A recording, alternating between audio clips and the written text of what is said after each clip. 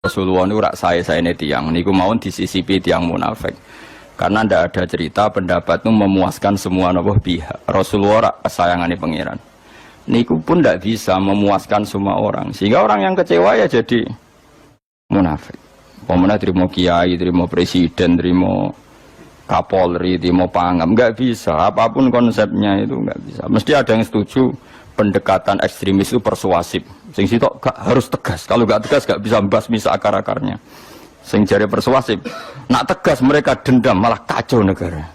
Sing sitok kalau nggak tegas mereka ngelama. Ini kan raiso selesai. Akhirnya nyelesai. Aku sing pimpinan nurut. Akhirnya sing pendapatnya gak tiga. Nurut ya nurut mergo dipecat tapi terus balik lo sidik. Balik lo apa? Sidik. Masjid ge ngoten nasibe. Kiai ge ngoten. Kalau nak di murid kuata, di santri kata, sing kiai ke kata. Wono kiai niku sowan kula, Gus, masjid itu apa yang anak no zikir Ramadan. Jadi 24 jam full mulai bar subuh sampai sahur.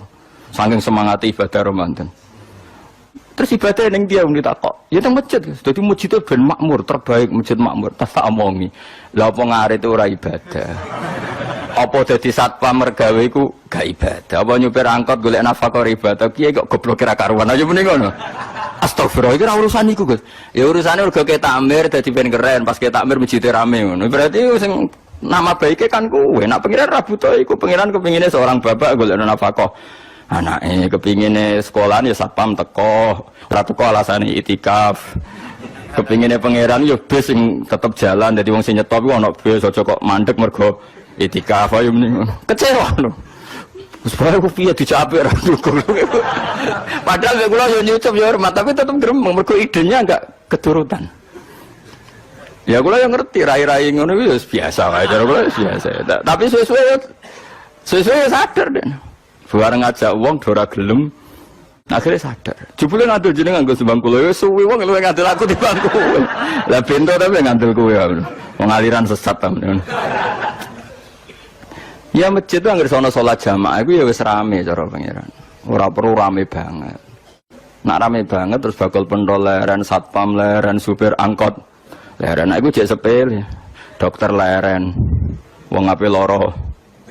Ape lara ape berobat ra iso. Nak larane emergensi astagfirullah minamikum taqabbal ya karim. Sajane semburu leren maling leren, copet leren. Iku ape nek iso ngumpul iku. Makanya ngaji itu ngambil wong alim kan, karena orang alim itu yang tahu duduk perkaranya agama.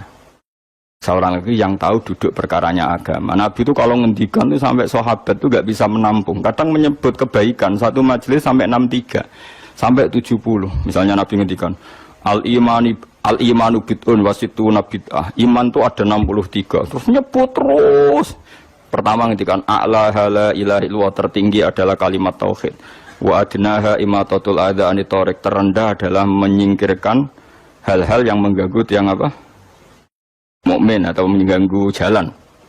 Terus ngendikan seperti itu. Sehingga pernah suatu saat Rasulullah itu ngaji di masjid. Rasulullah itu ngaji di masjid. Nabi kalau ngaji di masjid itu memang di teras, jadi terbuka. Terus ada pemuda santai dengan santainya nggo pacul, ngliwati Nabi ngaji diliwati. Nggo pacul, ya santai. Singkat cerita semua sahabat itu mencibiri. Celaka betul pemuda itu. Ada Rasulullah ngaji tidak ikut tapi dia berlalu saja bawa cangkulnya. Kata Nabi, kamu jangan komentar demikian. Jika dia kerja menafkahi ibunya yang lemah atau anaknya yang lemah, dia juga ibadah dan itu juga sunnahku. Hanya sahabat mereka sadar. Jadi untuk meramaikan Islam itu tidak harus semuanya ngaji di masjid. Sing ape kerja ya ben kerja. Yang penting ora dadi gremo. Orang pengedar narkoba, nah itu orang kerja kang perusakan. Jadi sebetulnya orang tuh nggak bisa mengatakan kerja mau pengedarkan narkoba itu ndak, pengerusakan tuh namanya. Tapi kayak adol pentol, terus hal-hal yang halal itu namanya apa? Kerja. Dan kerja itu ibadah. Efek dari perikiran ulama yang seperti ini, akhirnya masjid daerah ulama itu sepi-sepi. Mereka ngomong ngono terus uang nak ngono ora perlu ning masjid lah. Iku kesimpulannya sing salah. Kok terus kesimpulannya nak ngono ora perlu. Nang masjid bar saiki.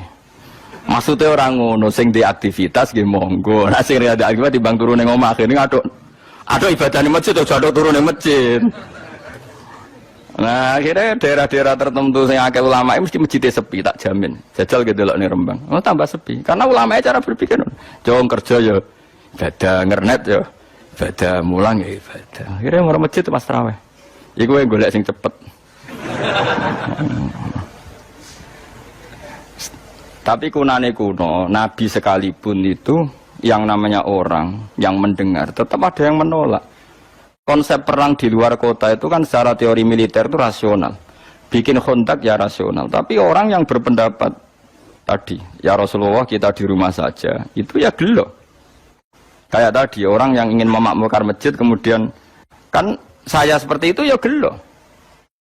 Kalau pikiran saya, suatu saat dia sadar, intinya sadar, terus sowan saya sadar.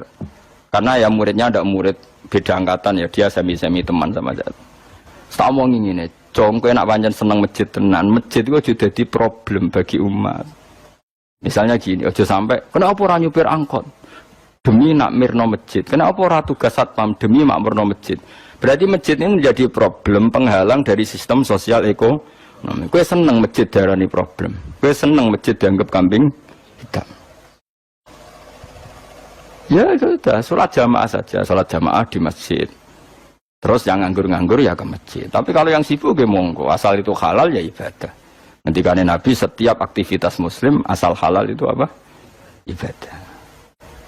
Makanya kita harus. Nah, tapi kan pendapat seperti ini itu kan kadang dibantah juga.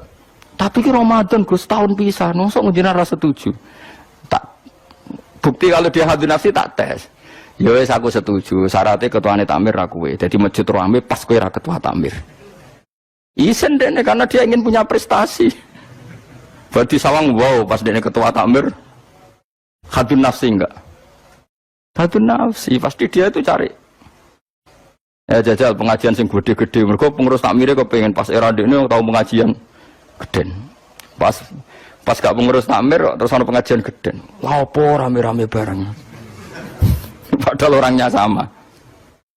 Nah itu ulama itu tukang ngomong seperti itu. Mungkin menyakitkan, tapi ulama itu terus ngomong seperti itu. Supaya agama ini dibawa berdasar ikhlas, bukan hadzun nafsi. Bukan kepentingan pribadi.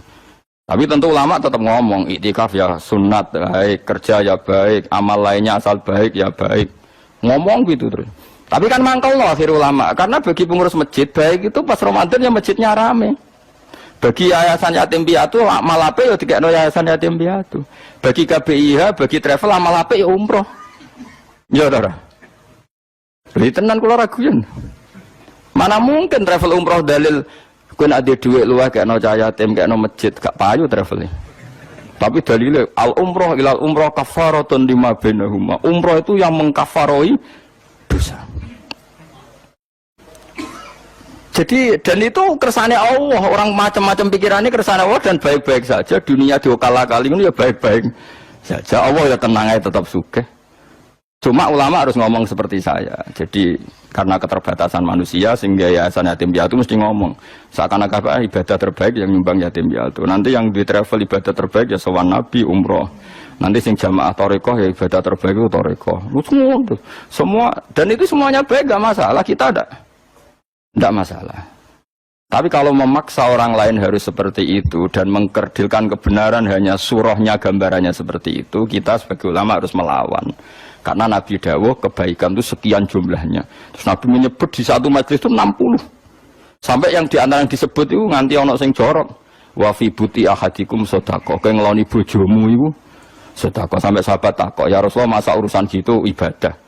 Ayat ahaduna syahwatahu wa huwa la ilaihi ajrun. Masa urusan kelon itu ganjaran ibadah. Terus Nabi jawab,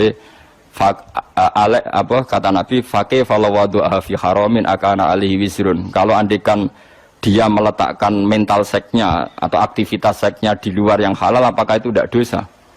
Iya ya Rasulullah. Terus kata Nabi, wa kadzalika, begitulah kalau diletakkan di halal dia juga dapat apa paha.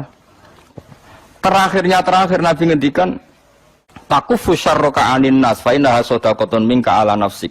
Jika kamu itikaf di masjid tidak bisa, adol pentol tidak bisa, jadi satpam tidak bisa, aktivitas sosial yang menguntungkan orang lain tidak bisa. Takufu syarraka anin nas. Yang penting kamu tidak berbuat buruk yang merugikan manusia. Sehingga sampai ada riwayat dari orang sufi, ibadahnya orang zaman akhir itu tidur, karena anak tidur itu gak ganggu wong. Iya, paling bojo tok sepeten. Tapi kan yo nyopet yo ora, zina yo ora, ndelok wong ayu yo ora. Nah, itu sampai Nabi terakhir nyebut. Dari sekian kebaikan tuh kalau gak mungkin kata Nabi takufu syarroka anin nas fa innaha sadaqatun minka ala nafsik. Sementing kamu tidak melukai atau merugikan orang apa? Sehingga misalnya ulama kok ngerti ada orang tidur di rumah, wong apik, gak ganggu wong. Ana bajingan mati, wong apik, iso bajingan meneh. Nah, akhirnya masyhur orang krono bajingan mati, kiai tenan, saya ge mayit niku, wong gak siap nih saya. Bajingan sih. Saya padahal ning atine kiai nek mati ya apik dong ora iso bajingan lho. Akhir dari bajingane ya wis mati. Lho sekarang ngakhiri bajingan apik ta elek? Apik. Berarti matine elek ta apik? Apik. Maksudnya kiai ku apik matine ora apik wonge. Lah wong gak trimo pikirane apik ku. Wonge lagi kiai ndake pinter maksudnya. Apik ngene iki. Ngomong keberatan. Ayo mun apik. Ya sesuk kan wedi yo. Nggih apik. Lah itu ilmu. Jadi ngaji ilmu itu orang harus punya kesiapan pendapat meskipun itu kita tidak siap. Besiwa wasa antakrohu syai'a wa huwa khairul lakum. Pendapat itu meskipun kamu kadang tidak cocok, bisa saja menurut